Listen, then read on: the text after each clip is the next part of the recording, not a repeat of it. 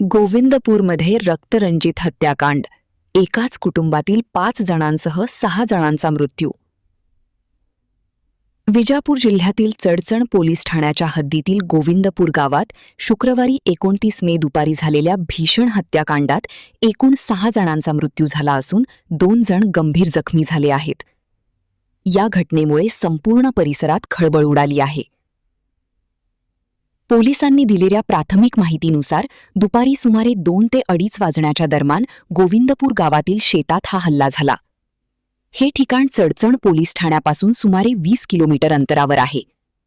या हल्ल्यात दुंडप्पा रेवणसिद्धप्पा निराळे वय 65, शिवपुत्र रेवणसिद्धप्पा निराळे वय 58, चंद्रकांत उर्फ चंदू रेवणसिद्धप्पा निराळे वय 55, राहुल शिवपुत्र निराळे वय 25, समर्थ शिवपुत्र निराळे वय 23 आणि शब्बीर बाबूसाब अत्तार वय 45 यांचा मृत्यू झाला.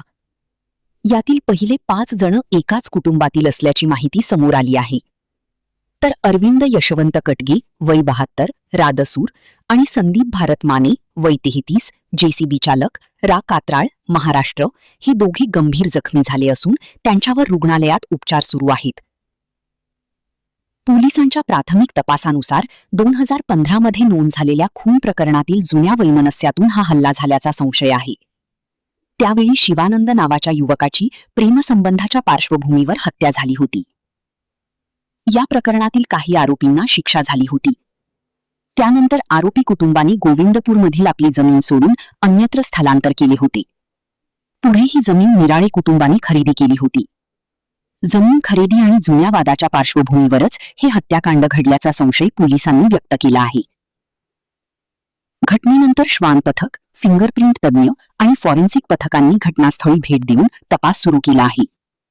अतिरिक्त पोलीस अधीक्षक, इंडी विभागाचे डीवायएसपी, चडचणचे सीपीआय यांच्यासह वरिष्ठ अधिकारी घटनास्थळी तळ ठोकून आहेत. मृतदेह आणि जखमींना विजापूर येथील BLDE रुग्णालयात हलविण्यात आले आहे. या प्रकरणी चडचण पोलीस ठाण्यात क्राईम क्रमांक 73/2026 अंतर्गत गुन्हा दाखल करण्याची प्रक्रिया सुरू असून पोलीस विविध अंगांनी तपास करत आहेत. महान कार्य न्यूजसाठी गौतम जाधव निपाणी.